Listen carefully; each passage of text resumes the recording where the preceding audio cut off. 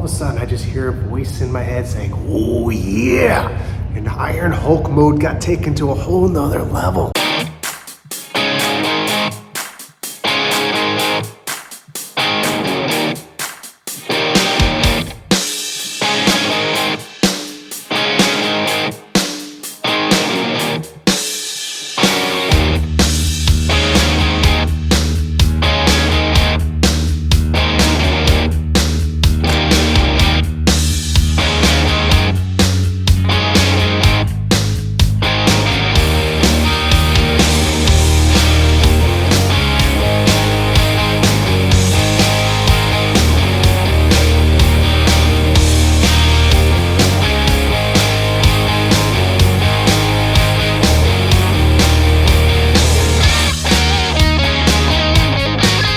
Welcome to this race recap of Ironman Cairns.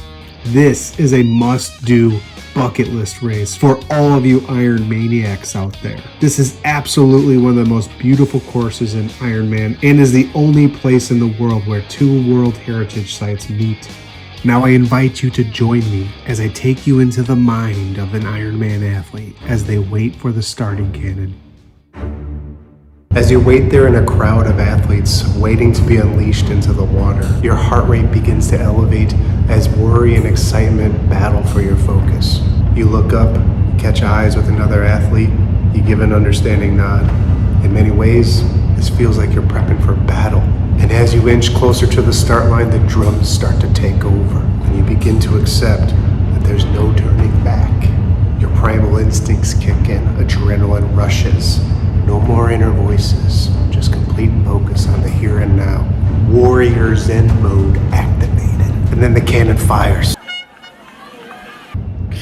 Okay, so at Ironman Cairns, you'll get a pathetic broken horn, but at Kona, you will get a cannon to start you off. It's not long before your swim group comes up to the start line and enters into the tropical, gorgeous waters of Ironman Cairns.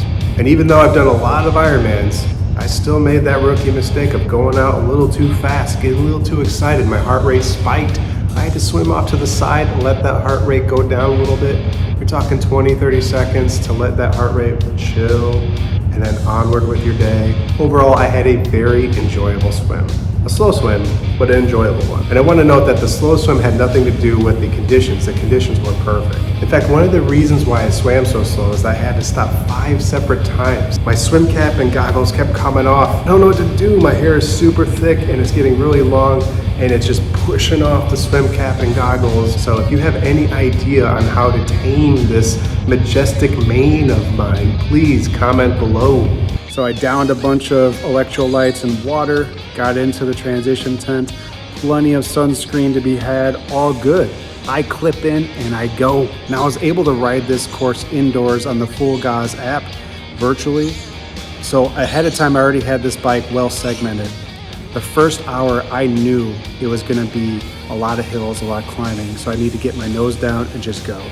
And I did that with the exception of having to stop at the first aid station to get a bunch of nutrition that I had forgot to put on my bike. Race morning, just left the hotel room without picking up my bike nutrition. Oops. I also had to stop at another part of the bike because a piece of the Hulkinator fell off. On the side of the bike towards the bottom, there's a repair kit storage area. It's a little panel that kind of slides in. And I hit a stretch of road that was pretty bumpy, and with those bumps, just knocked it off. I gotta say though, the first lap was really exciting. All the pros are flying by with their entourage of scooters and helicopters, but even more exciting, the first lap is where you get your first glimpse of some of the world's most beautiful coastline.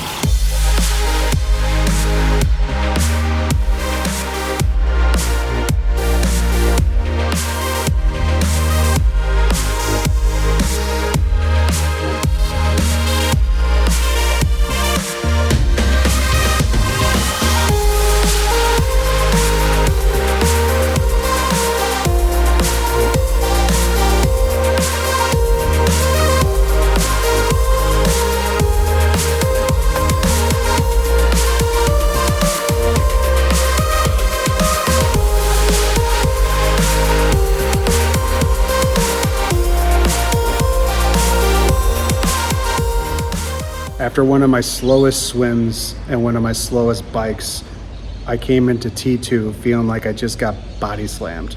I had planned a run-walk regimen for at least half of the marathon. 2 months ago at Ironman Texas, I was only able to run 8 miles before having to walk the rest of it. And as I stepped out of T2, I'm feeling super tired, and I'm just thinking one step at a time, let's get through this. And then I went past the finish line where all the fastest athletes of the day were finishing. And all of a sudden, I just hear a voice in my head saying, "Oh yeah!" And Iron Hulk mode got taken to a whole nother level. And I ran the first half of the marathon without stopping, with the exception of a few water stops. That's okay. But I ran the first half of the marathon. Oh yeah, brother.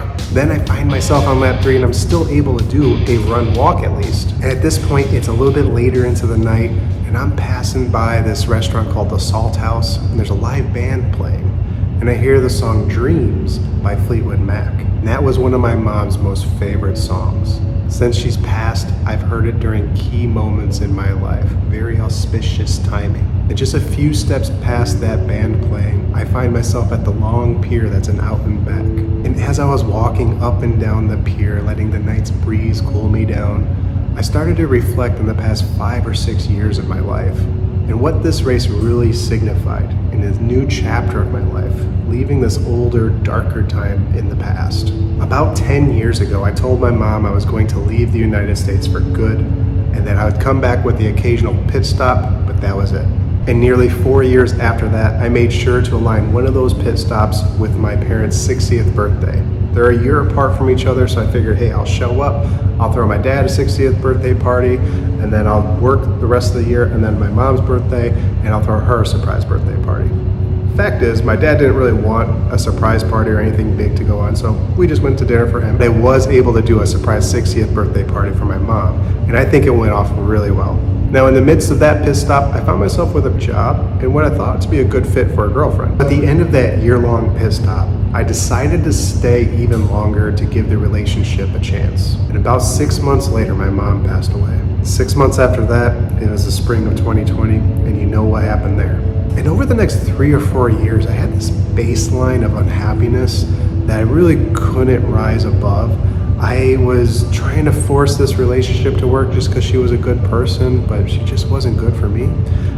But more so to the point of my unhappiness was the 9-to-5 work lifestyle. That was one of the primary reasons why I left in the first place. And here I am being clawed back down into this work lifestyle that I am absolutely miserable in. All that stress.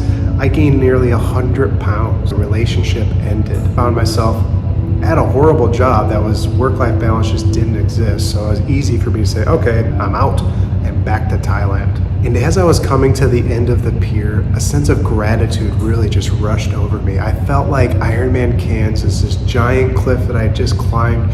I'm not quite out of that dark valley that I was at the bottom of, but I can see the way out. And I can see a peak in the distance that I'm gonna go after. And with that, I began running again. And before you know it, I was on the final lap, lap 4. At some point I ran by a large field and I thought I heard a baby crying. But it turns out that it's just some type of bird making that noise. Comment below if you can help identify which Australian creatures were lurking in the shadows making baby noises. Now at this point in the race, there's not many people left on course. My brain was foggy and it was difficult to do math in my head. I knew this course required athletes to be 30 minutes faster than usual. All I really knew is I needed to go a lot faster than my previous marathon time.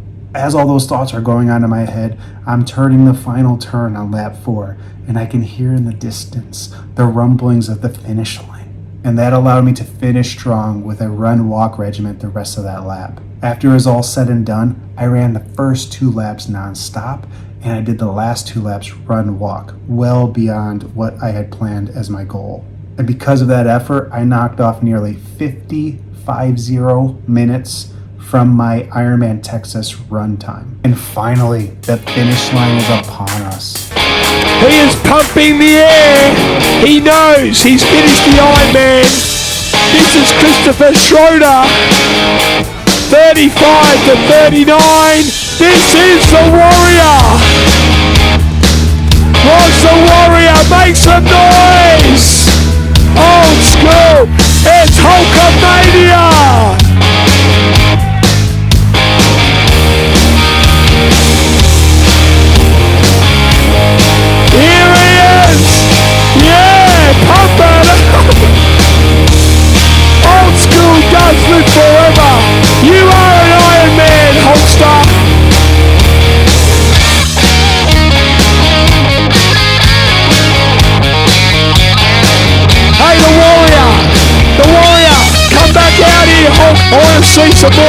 goes, folks.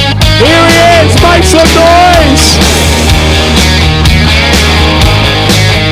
1, 2, 3, 4, 5, 6, 7, 8, 9, 10.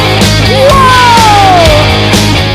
My final finish time was 15 hours and 51 minutes. I'm proud to say that I beat the cutoff by nearly 40 minutes. So there's one more fantastic part about this race, and that was the roll down ceremony and the awards banquet right after the next day.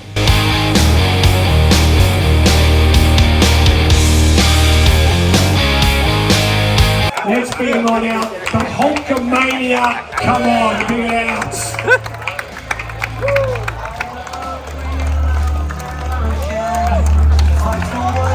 All right. Now his performance, folks. Here he goes. Hulk Hogan.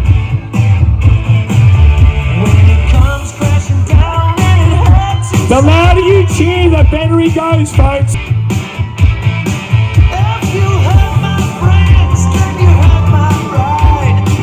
Alright, come on, tell us a bit about yourself. My name is the Iron Hulk, and I want to thank each and every one of you for allowing this fit fat man on stage to give a little bit of my story.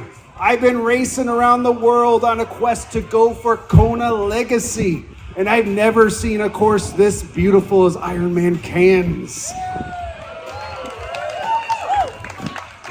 First, we tangoed with the alligators at Palm Cove.